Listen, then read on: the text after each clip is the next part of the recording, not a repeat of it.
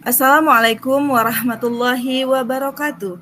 Perkenalkan, kami dari kelompok satu akan melakukan praktek coaching.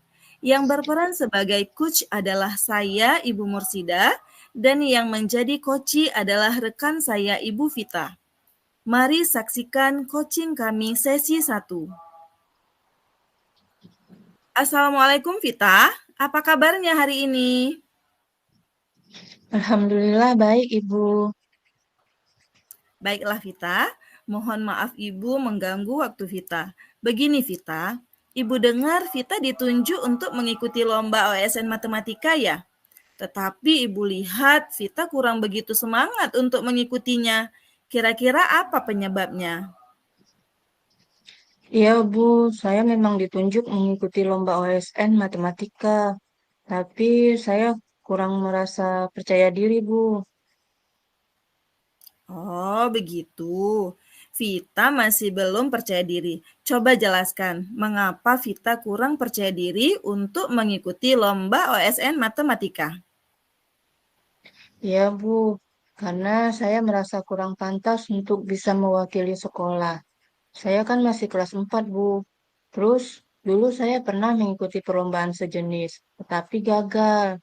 Jadi saya malu kalau saya sampai gagal kedua kalinya.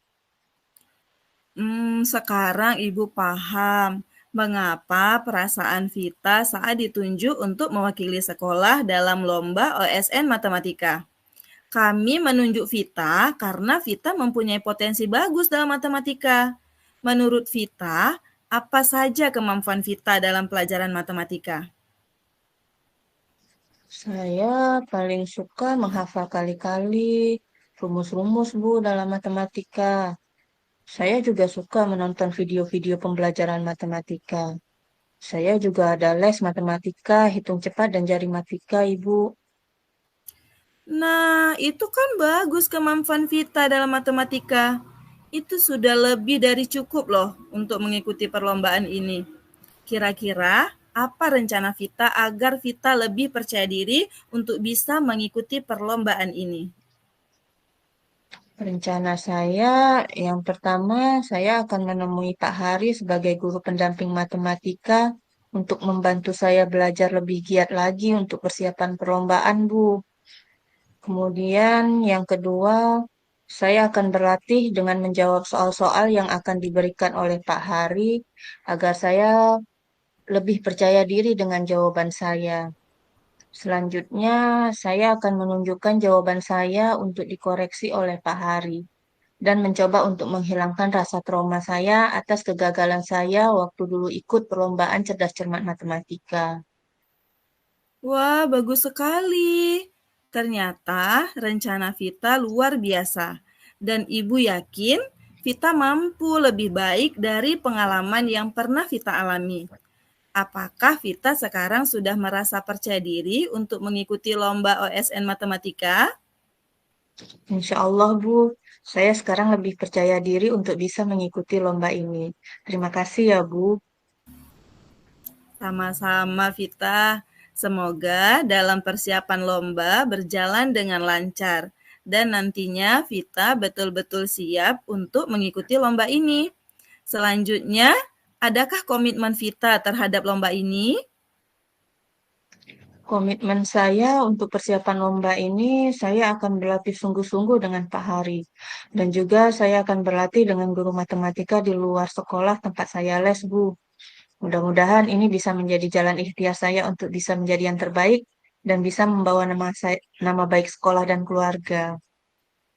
Ibu sangat setuju sekali dengan komitmen Vita.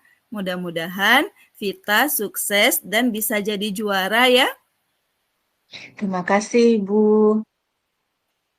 Demikian praktik coaching yang kami lakukan. Semoga bermanfaat buat Bapak dan Ibu semuanya. Terima kasih. Assalamualaikum warahmatullahi wabarakatuh.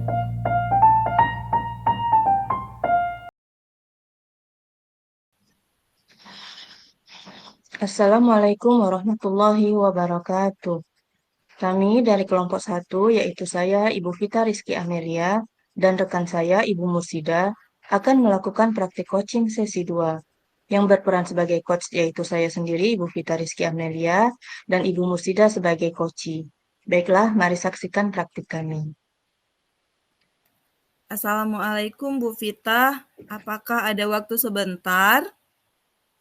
Waalaikumsalam Bu Ida. Ada apa ya Bu Ida? Ada yang bisa saya bantu?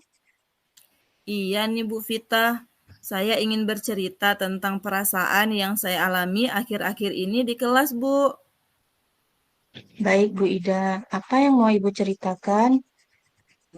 Jadi begini Bu Vita, akhir-akhir ini saya merasa murid-murid di kelas saya kurang antusias dalam menerima pembelajaran dari saya. Selain itu, jumlah murid-murid yang mengerjakan tugas hanya 50% saja. Jadi, menurut Bu Ida, apa yang Ibu harapkan dari obrolan kita hari ini? Saya mengharapkan solusi atas permasalahan saya tentang antusias murid yang saya ajar, Bu. Baiklah kalau begitu. Jadi, menurut Bu Ida, hal apa yang membuat murid-murid Ibu kurang antusias dalam pembelajaran bersama Ibu?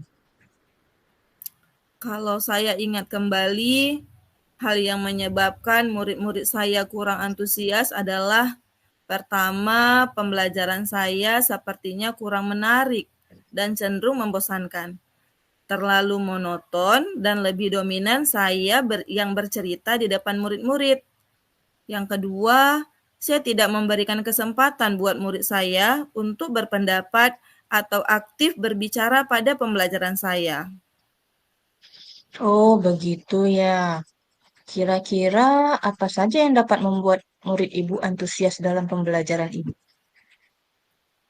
Menurut saya, murid-murid pasti menginginkan pembelajaran yang asyik dan menarik, tidak monoton dan tidak membosankan. Kalau seperti yang Ibu katakan, saya sangat setuju dengan Ibu. Lalu, menurut Ibu, apa saja yang bisa membuat murid-murid itu asyik dan tidak bosan pada pembelajaran Ibu? Menurut saya, pembelajaran itu harus berpusat pada murid. Murid diminta untuk aktif dalam pembelajaran. Kemudian adanya ice breaking ataupun games supaya pembelajaran lebih menarik. Lalu, Bu, mengenai tugas yang diberikan kepada murid-murid Ibu, apakah kurang antusias mengerjakan tugas? Kemungkinan karena tugas saya terlalu banyak yang saya berikan dan berisi pertanyaan tanpa saya memberikan sumber belajar yang beragam dan mengasyikkan.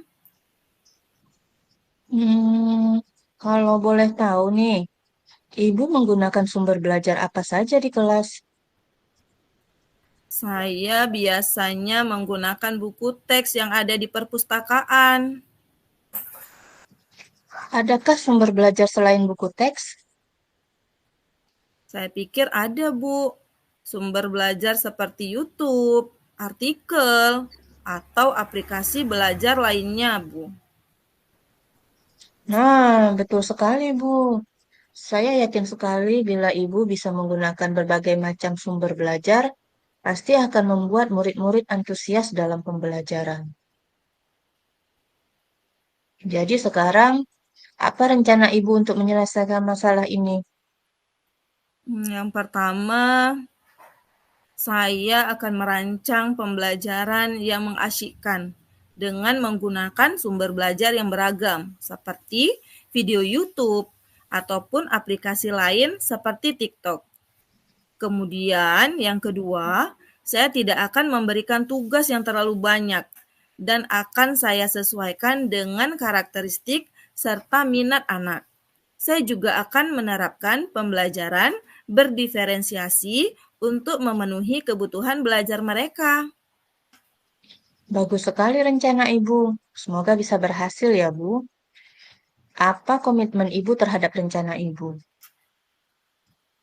Saya berkomitmen untuk selalu membuat rencana pembelajaran yang mengasyikkan, menggunakan banyak sumber belajar untuk mengeksplorasi materi, sehingga murid-murid saya dapat menjalankan Merdeka Belajar.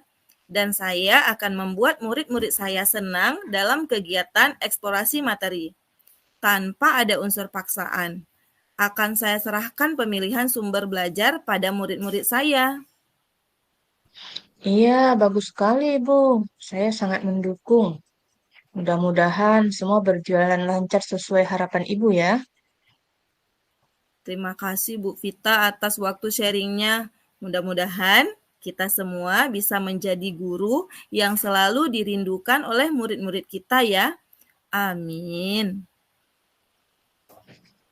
Demikian praktik coaching yang kami lakukan. Semoga dapat bermanfaat bagi Bapak dan Ibu. Terima kasih. Wassalamualaikum warahmatullahi wabarakatuh.